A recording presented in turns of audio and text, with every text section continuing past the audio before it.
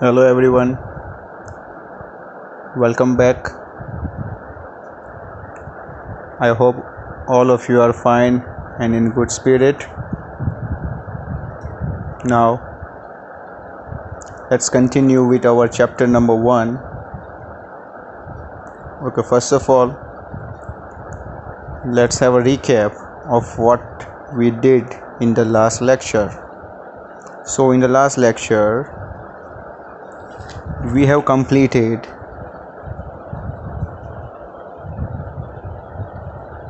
what is accounting, right? Last lecture में हमने accounting का मीनिंग जाना है. So what is accounting? So accounting is the process of identifying the financial transaction and event, measuring the financial transaction identified, recording, yani the most important step, recording the transactions, and the book in which we are recording, that will be called journal, right? Then classifying, so the book in which we are classifying the recorded journals will be known as ledger. Then summarizing means to get on the conclusion. In summarizing, we have prepared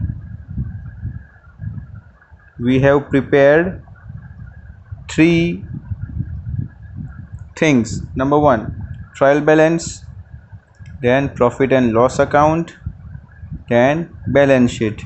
These three things can also be known as financial statement or financial account, and it will be helpful to whom? External as well as internal users. Then after summarizing, we have done analysis and interpretation, right? So we have analyzed, yani we have to get the result, we have showed the result, and last is the stage of communication in the process of accounting, right? Clear? So that was a quick recap. Now let's move further. So today we are going to take some remaining parts of the chapter number 1. So see, accounting, it's not a new thing. Accounting is not a new thing. Okay, accounts were written since ancient times, and there were many evidence available that accounts were maintained in ancient times as well. Many countries have maintained the account in ancient time, like China, Egypt, Greek, the Italians. So it is not a new subject. It was already there from the beginning.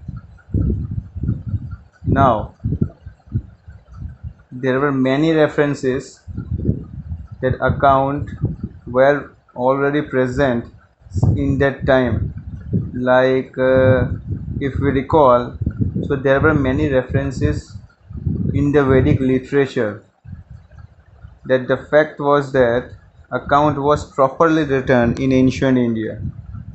So we are in India, so we are talking about India right now. We are not talking about China, Egypt and Greek culture, or the Italian culture, or the French culture. Right now we are living in India. India is our motherland. So let's talk about the ancient culture of account, some relevant fact. Okay, so we are all familiar with Ramayana. So in the Valmiki Ramayana version, right? I'm talking about the Valmiki Ramayana version. So in the Valmiki Ramayana version, when Bharat met Ram in the forest, Ram asked Bharat about the income and expenses of the state, and and and whether the income is more than the expenses or the expenses are more than the income. So इससे हमें क्या पता चल रहा है, you know, account was carrying forward since time to time. This is the reference of Ram and Bharat कि जब भरत जी राम जी को मिले हो गए as per the Valmiki Ramayan version, तो राम जी ने पूछा था भरत को कि भाई स्टेट में इनकम ज़्यादा हो रही है या फिर खर्चे ज़्यादा हो रहे हैं, क्या रहा है. सो इसका मतलब मैं एक क्लियरली कंक्लूजन निकाल सकता हूँ कि in that time as well account was carried on.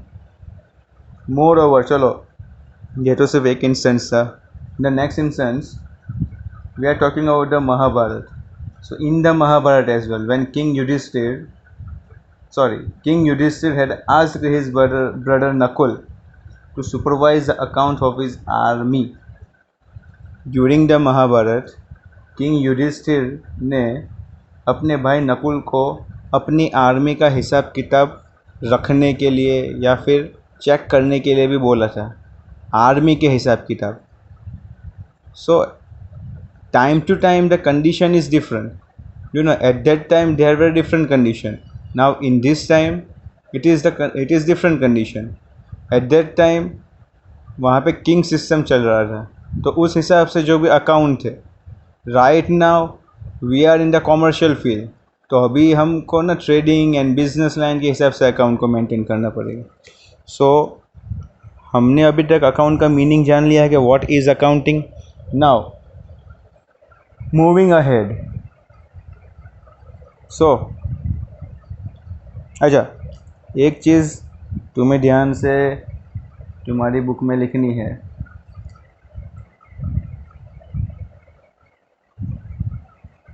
Father of computer तो पता ही होगा, चार्ल्स बेबेज. उसी तरह फादर ऑफ अकाउंटिंग भी है. So who was the father of accounting? So ये याद रखना, Luca Pacioli. Luca Pacioli.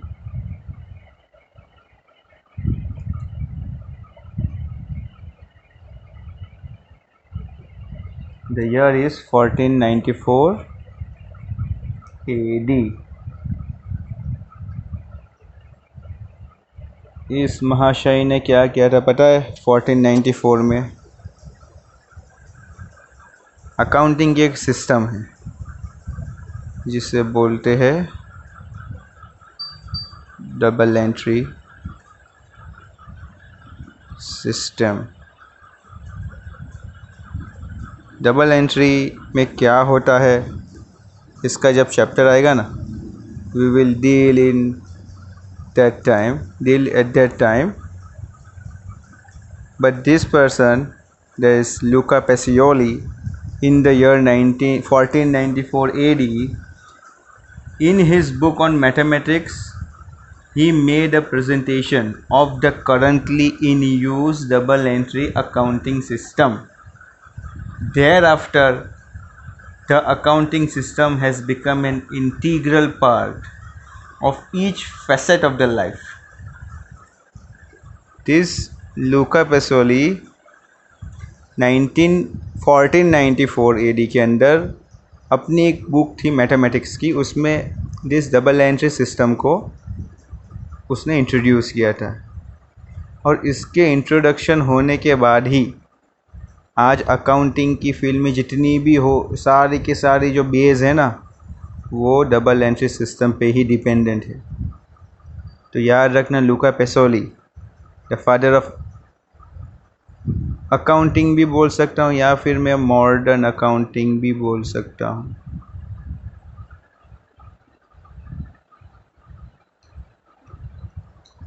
Okay, so after knowing the meaning of accounts, now let's move ahead our next topic. branches of accounting. Okay, branch यानी शाखा, या in short अगर मैं बताऊं, branch यानी जस्ट लाइक बैंक. अगर मैं कोई एक बैंक का भी एग्जांपल ले रहा हूँ उसे एक्सप्लेन करने के लिए प्रॉपरली, कि उसके अलग अलग ब्रांचेस, यानी उसके अलग अलग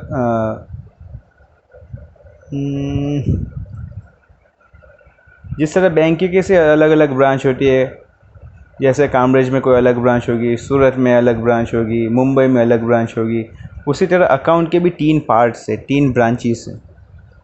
अभी वो 3 ब्रांचेस कौन सी है, तो इस ब्रांचेस को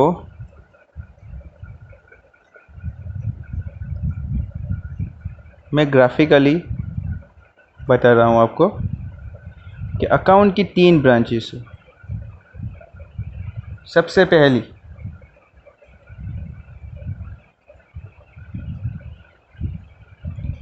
फाइनेंशियल अकाउंटिंग, ब्रांच नंबर 1, सबसे पहली शाखा अकाउंट की. अच्छा, फाइनेंशियल अकाउंटिंग जो पहली शाखा है उसमें क्या होता है, ये वो ब्रांच है ना अकाउंट की जिसके अंदर सारे के सारे फाइनेंशियल ट्रांजैक्शंस और इवेंट हम समराइज़ करके, इंटरप्रेट करके बाद में ना उसका रिज़ल्ट कम्युनिकेट करते हैं, जो हमने अभी तक पढ़ा है ना, IMRC-SAC. ये जो IMRC-SAC, तो फाइनेंशियल अकाउंटिंग यही है. अगर मैं उसे प्रॉपरली इलेबोरेट करूँ ना, तो financial accounting is that branch of accounting which records financial transactions and events, which further summarizes and interprets them before communicating the results to the user. तो अभी further communicating the results to the user, यानी हम यहाँ पे ना determine कर रहे हैं, टू डिटरमाइन प्रॉफिट और लॉस, यानी हम इसका परफॉर्मेंस क्या है वो डिटरमाइन कर रहे हैं. अभी परफॉर्मेंस क्या है, यानी सिर्फ फाइनेंशियल अकाउंटिंग जो है ना, वो प्रॉफिट अर्न या फिर लॉस इनकर जो भी हुआ होगा ना,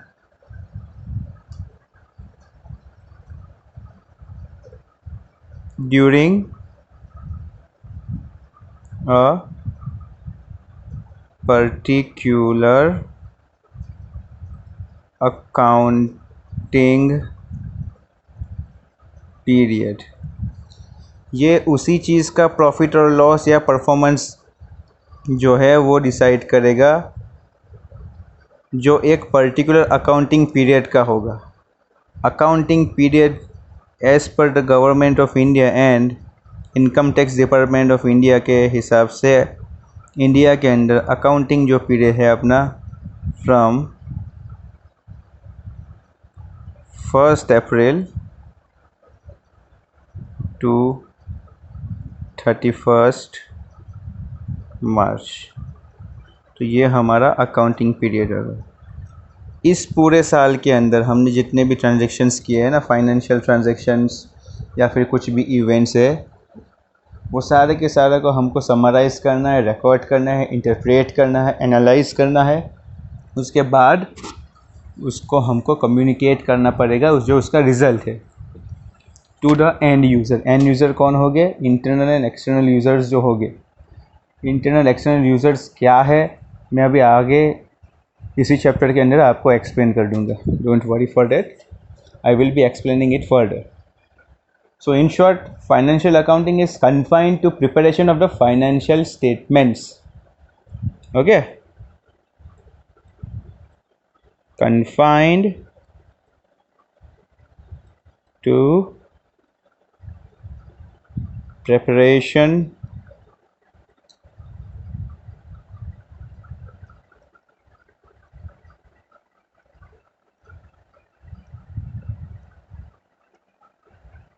फाइनेंशियल स्टेटमेंट हमारे कौन से थे? Profit and loss account and balance sheet. Okay, now ये था हमारा पहला branch, the first branch. Now second branch. The second branch of accounting is known as cost accounting.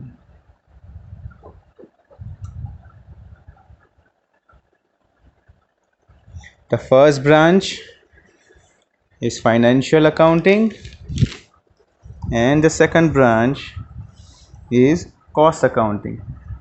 See, just like the name says, cost accounting, यानी कोई particular चीज़ का price क्या है, cost क्या है, तो उसका अकाउंटिंग करना है, cost accounting. So this branch of accounting is only concerned with ascertaining the cost of product.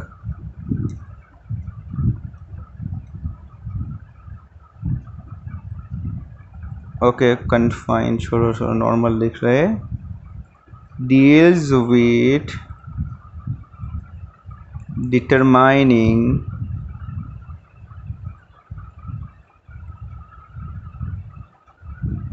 the cost of product. Okay, cost accounting में जनरली क्या है, ये वो ब्रांच है जो जनरली कोई पर्टिकुलर प्रोडक्ट के कॉस्ट क्या आ रही है उसको डिटरमाइन करेगी. अगर कॉस्ट नहीं है तो कोई पर्टिकुलर प्रोडक्ट बनाने के लिए उसमें क्या क्या प्रोसेस लग रहा है, मशीनरी है, इलेक्ट्रिसिटी है, मैन फोर्स है, तो ये सारों का जितना भी कॉस्ट है ना उस पर्टिकुलर प्रोडक्ट बनाने के लिए, तो उसमें प्रोडक्ट बनाने के उसका प्रोसेस का कॉस्ट क्या आ रहा है, ऑपरेशनल कॉस्ट क्या है, और भी सारी जो भी activity for that particular product relevant है ना, वो सारे के सारे यहाँ पे डिटरमाइन होगी. सपोज आईफोन की बात करें तो एक आईफोन बनाने के लिए क्या कॉस्ट आ रहा है, इसमें सारी की सारी चीज़ें आ जाएगी. Raw material, softwares, hardwares, metals, then electricity, the machineries, the wages, the administrative staff, their salaries and each and everything. इस पर्टिकुलर प्रोडक्ट के लिए जितना भी खर्चा हो रहा है, the final price will be decided by this cost accounting. तो simple, to know the cost of manufacturing,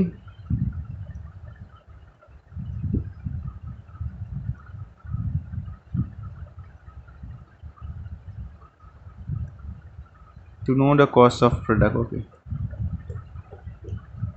number third branch to management accounting. Third branch यानी management accounting. Management, see this branch is a new branch of accounting. It is a most recently developed branch of accounting, right. इसमें क्या होता है, you know, it is only concern with generating accounting information relating to funds. The main concern is gathering यानी generating the information relating to funds, then cost, profit, growth, survival and many other things. Okay, the main purpose of management accounting is to help the management in decision making. ये सारी के सारी जो है ना, funds कहाँ से आएगा, कहाँ यूटिलाइज होगा, कितना एफिशिएंटली यूटिलाइज करेंगे, कितना प्रॉफिट होगा, प्रोडक्ट का कॉस्ट कैसे डिटरमाइन होगा, किस तरह से कॉस्ट को हम कम कर सकते हैं, किस तरह से और प्रोडक्ट को ड्यूरेबल बना सकते हैं, बिज़नेस अपना ग्रोथ किस तरह से करेगा, ग्रोथ करने के बाद अगर सर्वाइवल करना है तो सर्वाइवल कैसे करेगा, एक्सपेंशन कैसे करेगा, कहीं पे और ब्रांचेस खोलें, तो ये सारा का सारा ना डिसीजन मेकिंग का अकाउंटिंग है. तो इस फील्ड को हम बोलेंगे management accounting. Okay, so 3 branches of accounting: financial accounting, that field of accounting which determines the profit and loss of a particular period. Accounting period जो भी हमारा है, पर्टिकुलर पीरियड, वो है हमारा 1 अप्रैल से लेके 31 मार्च तक. It is only confined to in preparation of financial statement यानी profit and loss and balance sheet. दूसरा है हमारा branch cost accounting. It only deals in determining the cost of product, right, to know the cost of product. Okay. Third means management accounting यानी decision making accounting. यहाँ पे हम सारे की सारी इन्फॉर्मेशन गैदर करेंगे relating to funds, cost, profit, growth, survival, expansion and all that thing. Okay, so these are the only 3 branches of accounting. इसके अलावा और भी कोई और अकाउंटिंग के हमारे पास ब्रांच नहीं है. नाउ क्लियर अभी तक? Now new topic,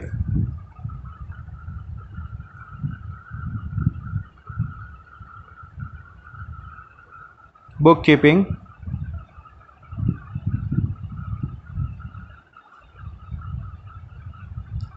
versus accounting. Generally book keeping का मतलब अकाउंटिंग से इंटरप्रेट किया जाता है. यानी बहुत सारे लोग ऐसा मानते हैं कि accounting and book keeping is one and the same. तो मैं आपको क्लियर कर देता हूँ students, book keeping and accounting are both different thing except some similarities. सिर्फ कुछ ही सिमिलरिटीज़ तक बुक कीपिंग अकाउंटिंग तक सही है. यानी आप बोल रहे हो कि इक्वल है, तो वो टोटली इक्वल नहीं है. कुछ हद तक इक्वल है, टोटली नहीं. कहाँ तक इक्वल है? तो हमने अभी IMRC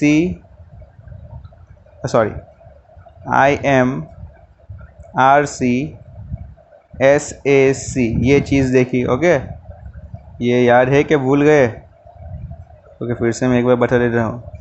identifying the financial transaction event, measuring in terms of money, recording यानी जनरल, क्लासिफिकेशन यानी लेजर, समराइजिंग यानी कंक्लूजन,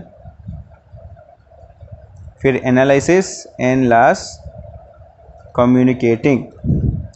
तो ये रहा हमारा अकाउंटिंग का टोटली अंडरस्टैंडिंग. IMRC SAC.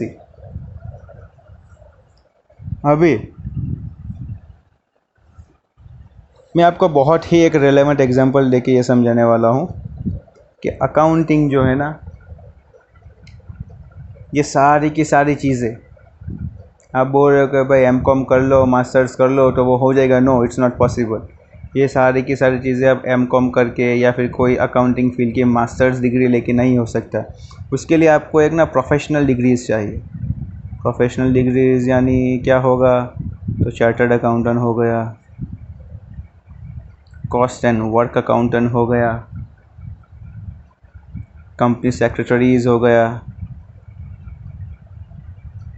या CFA, cost and financial analyst. तो ये कुछ वर्ल्ड की सबसे बेहतरीन डिग्रीज़ है. जो आपको प्रोफेशनल बनाती है, यानी पूरे एंटायर अकाउंटिंग के लिए मैं बात कर रहा हूँ अकाउंटिंग की, तो अकाउंटिंग यही लोग कर सकते हैं।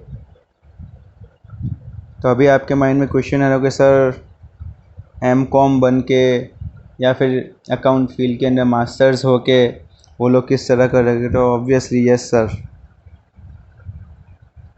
बुक कीपिंग का काम क्लर्क्स करते हैं। ओके, तो clerical work, book keeping and professional work accounting. Okay, professional accounting, clerical, book keeping. Simply अभी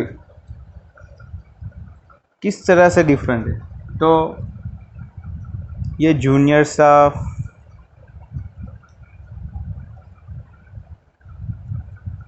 या फिर एम्प्लॉयज़ लोग करेंगे, बल्कि ओके, जबकि अकाउंटिंग जो है वो सीनियर स्टाफ्स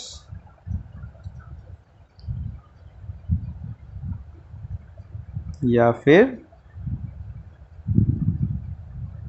प्रोफेशनल्स करेंगे। Then book keeping is the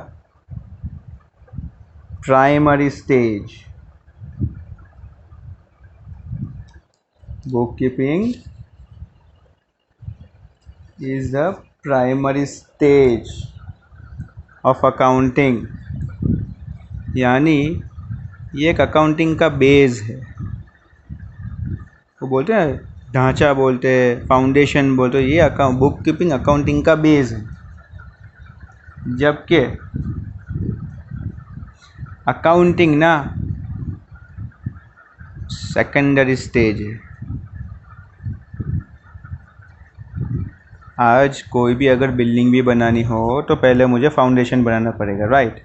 तो प्राइमरी स्टेज यानी जो मेरा फाउंडेशन है वो तो बुक कीपिंग है, लेकिन फाउंडेशन तो बना लिया, अभी मुझे बिल्डिंग बनानी है तो मैं स्लैब्स लूँगा, फ्लोर्स लूँगा, कितने फ्लोर्स की, मैं तो ये सारा का सारा मेरा सेकेंडरी स्टेज है। अगर मेरा फाउंडेशन, मेरा बेस स्ट्रांग होगा तभी मेरा जाके सेकेंडरी स्टेज सही होने वाला है। Getting? In short, it begins when bookkeeping ends. bookkeeping के ख़त्म होते ही अकाउंटिंग स्टार्ट हो जाएगा। किस तरह से होगा तो वो भी मैं अभी आपको बताऊंगा।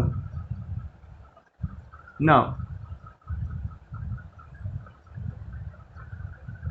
ये जो है ना, ये एक रूटीन जॉब है। ये हर डे में जितने भी सारे ट्रांजैक्शन होते हैं, भाई आज बाई किया है, इतने बजे बाई किया है, आज पूरे दिन में कितना सेल किया है, तो ये सारा का सारा रूटीन जॉब है। जब बाई किया तब एंट्री की, जब सेल किया तब एंट्री की, तो this is a routine job. Okay, जबकि accounting is analytical in nature.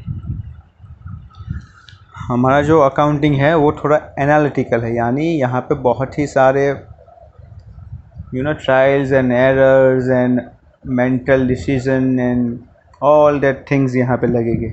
ये सिर्फ रूटीन जॉब नहीं, ये रूटीन जॉब से अलग है।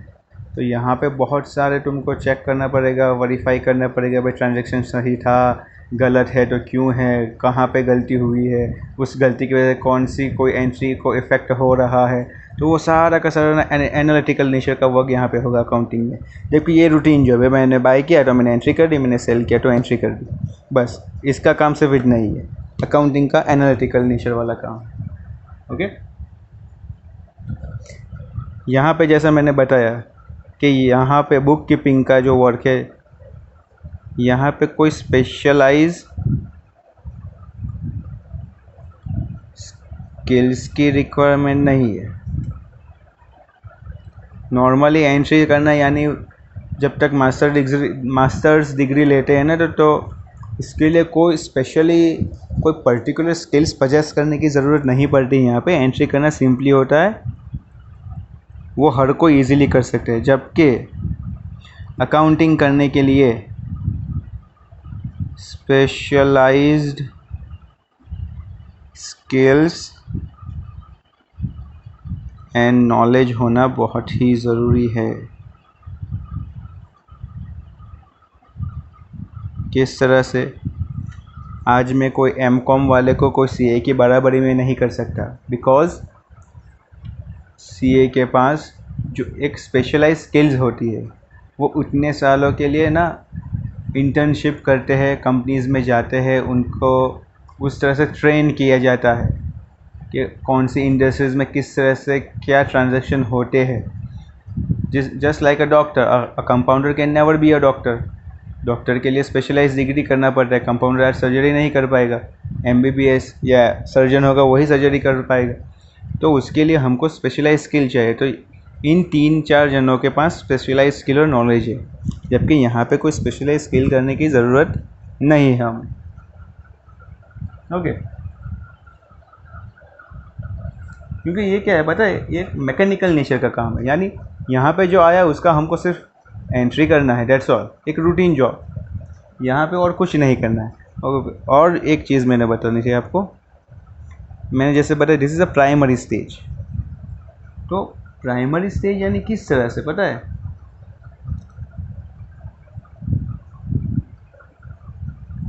तो यहाँ पे हमारे अकाउंटिंग प्रोसेस का कुछ ना कुछ पार्ट फॉलो हो रहा है।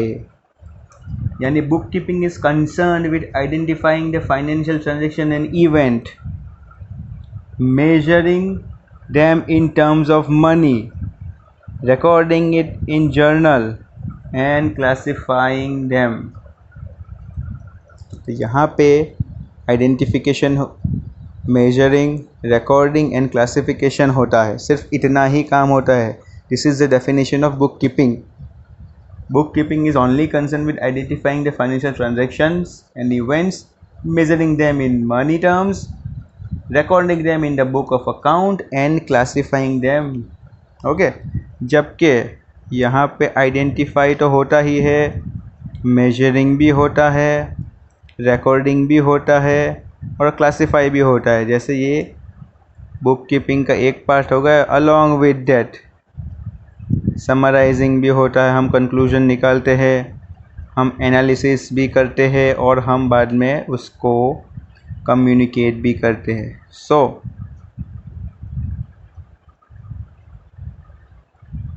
Accounting is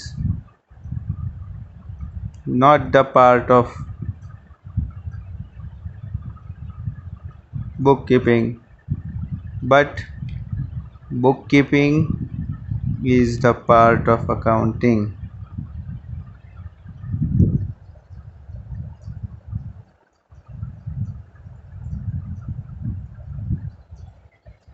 Extremely sorry for today's video. There is lot of disturbance in my movement today, so I apologize for you.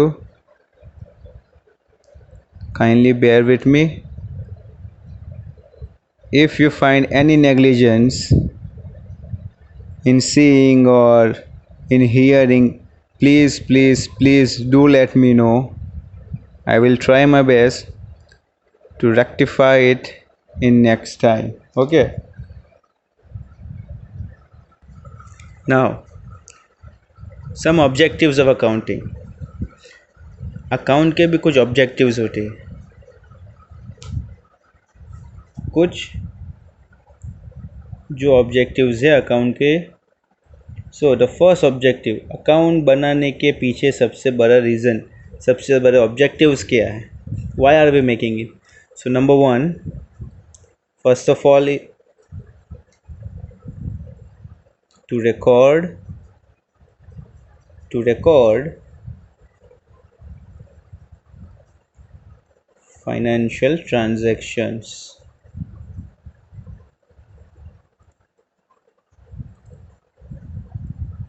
And events. जैसा मैंने बताया, अकाउंटिंग का सबसे बड़ा ऑब्जेक्टिव है फाइनेंशियल ट्रांजैक्शंस एंड इवेंट का रिकॉर्ड करना। ह्यूमन माइंड इतना कैपेबल नहीं है कि पूरे एक साल में कौन से टाइम पे कितनी की क्या एंट्री हुई है, तो वो सारा का सारा का जो भी हिसाब है ना, वो अकाउंट मेंटेन करता है, तो हम उसका रिकॉर्डिंग करते हैं। तो अकाउंट बनाने का सबसे बड़ा पर्पज़ है to record. It is like a diary. आजकल हम फ़ोन में नोट्स बनाते हैं। So the main purpose is to record the financial transaction and event. चलो, फाइनेंशियल ट्रांजैक्शन एंड इवेंट तो हमने रिकॉर्ड कर लिया, पर उसका करूँ मैं क्या? So the next objective is to determine profit and loss. मुझे उस अकाउंटिंग की जितनी भी फाइनेंशियल ट्रांजैक्शंस थी, उससे मुझे कुछ फ़ायदा हुआ या नुकसान हुआ, उसको जानने के लिए मैंने अकाउंट को बनाया था। नंबर 3, मुझे मेरा प्रॉफिट और लॉस पता चल गया। मेरे अलावा मार्केट में बहुत ही सारे बिजनेसमैन हैं। ओके, तो प्रॉफिट एंड लॉस मुझे पता चलने के बाद अभी मैं क्या करूँगा? So I will determine financial position.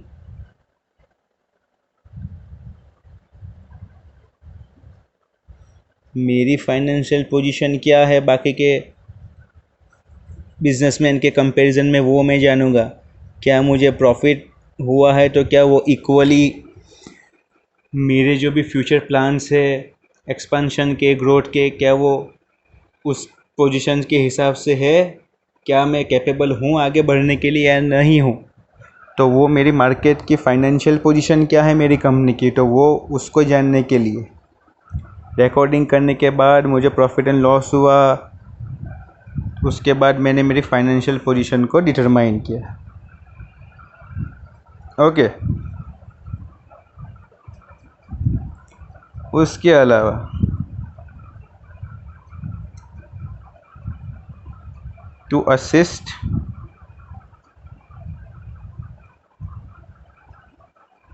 The management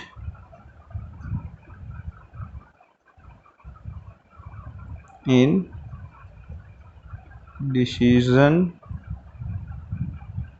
making. Okay,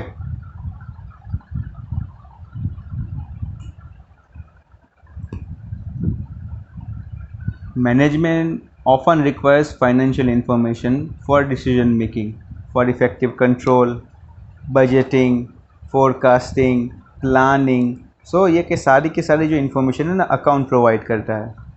accounting provides financial information to assist the management in discharging this function. Okay भाई, मुझे आज मेरा पैसा कहाँ लगाना है, कहाँ से लाना है, मुझे अगले साल के बजट के लिए क्या करना है, क्या प्लानिंग करनी है, वो तो मैं ये अकाउंट जब बनाऊंगा, मेरी फाइनेंशियल पोजीशन आएगी, प्रॉफिट एंड लॉस होगा, तभी मैं जान पाऊंगा ना कि भाई मुझे पैसों की ज़रूरत है, मेरा कोई फ्यूचर प्लान है, उसको फुलफ़िल करने के। तो जब तक I am not getting all this relevant information, I can not discharge this duty. So account provides financial information to assist the management in discharging this function. Okay, number 5, obviously सबसे main cheese communicating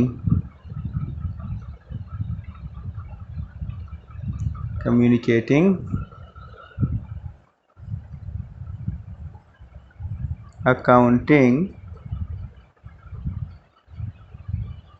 information to users.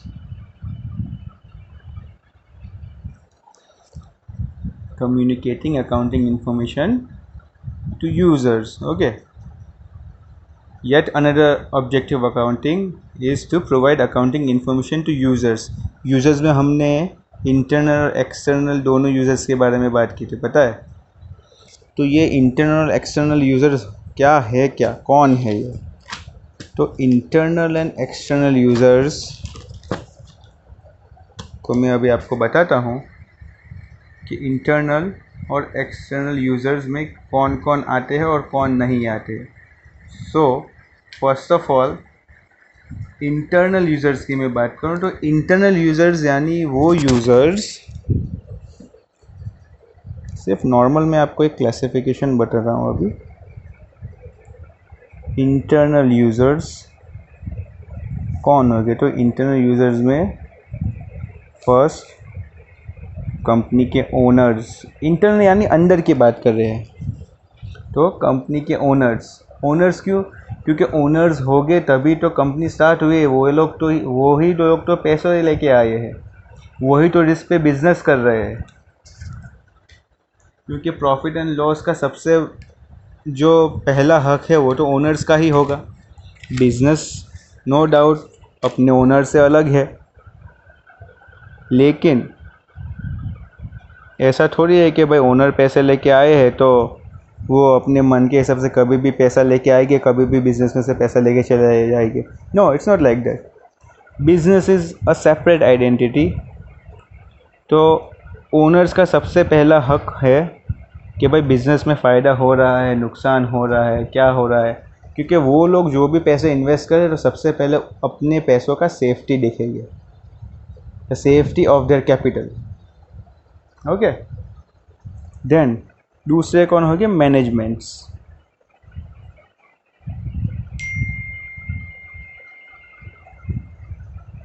दूसरे हो गए management को भी time to time information की ज़रूरत पड़ती है, यानी to determine the selling price, to determine the cost, to control the cost and reduction in the wastage, investment into new projects. तो ये सारे के सारा ग्रोथ एक्सपांशन, तो इन लोगों को भी इंटरनल यूज़र्स कहा जाएगा। देन इंटरनल के अंदर तीसरे आएंगे employees and workers. Employees and worker भी अपने इंटरनल यूज़र्स ही है। क्यों? क्योंकि वो लोग ही काम कर रहे हैं पूरे ईयर टू ईयर और कंपनी को फ़ायदा पहुंचा रहे हैं। उनके फ़ायदे पहुंचाने की वजह से हम उनको साल ब साल बोनस भी देते हैं, वो जो प्रॉफिट से जुड़ा होता है। अगर प्रॉफिट हुआ होगा तो हम बोनस देते हैं, अगर लॉस हुआ होता है तो हम बोनस नहीं देते हैं। Getting it? वर्कर का इंटरेस्ट कंपनी के काम में किस तरह से मेंटेन किया जाए, तो ये भी उनको भी ना प्रोत्साहन मिलता है ये सारी चीज़ों से कि चलो भाई मेरे काम करने की वजह से मेरी कंपनी आज प्रॉफिट कर रही है, तो at the end of the year Diwali bonus मिलेगा या कुछ प्रॉफिट में से कुछ ना कुछ पार्ट हमको मिलेगा। बहुत सारे कंपनीज अपने एम्प्लॉयज़ का प्रोविडेंट फंड भी भरते हैं, इंश्योरेंस भी करवाते हैं, बहुत सारे हैं इस तरह से तो बेनिफिट्स। तो ये भी एक इंटरनल यूज़र है। अभी एक्सटर्नल यूज़र्स, एक्सटर्नल जैसा नेम सजेस्ट कर रहा है, कंपनी के बाहर के यूज़र्स। तो उसमें कौन आ जाएंगे? बैंक्स,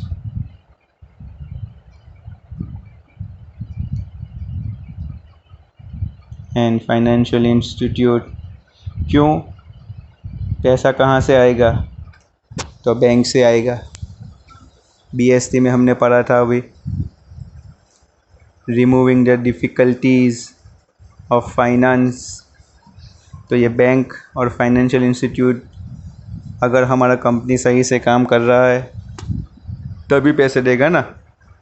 लॉस मेकिंग कंपनी को थोड़ी आज कोई लोन नहीं देने वाला है। नंबर 2,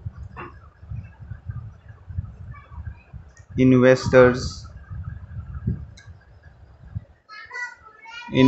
यानी ये सारे वो लोग हैं जो कंपनी में पैसे इन्वेस्ट कर रहे हैं, यानी ये लोग को हम पार्टनर भी बोल सकते हैं, इनडायरेक्टली पार्टनर भी बोल सकते हैं। ये लोग भी कंपनी में पैसे इन्वेस्ट करते हैं, ये लोग भी अपना प्रॉफिट चाहते हैं। भाई जो पैसा हमने इन्वेस्ट किया है उस पर प्रॉफिट क्या मिल रहा है, क्या नहीं मिल रहा है। ओके। थर्ड है क्रेडिटर्स।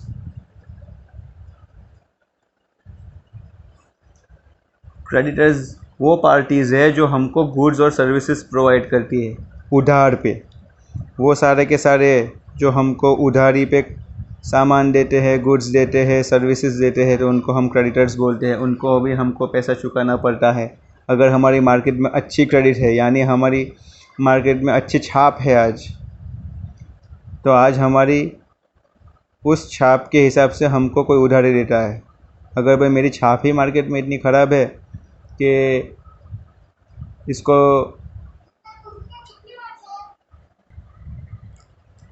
अगर मेरी छाप ही आज मार्केट में ख़राब है कि भाई ये तो भाई उधारी में ले जाता है लेकिन टाइम पे पैसे ही नहीं देता है, तो फिर मुझे आज कोई उधारी में कुछ नहीं देने वाला है। सो ये लोग क्रेडिटर्स है, जो लोग हमको उधार में सामान या सर्विसेज प्रोवाइड करते हैं। उसके अलावा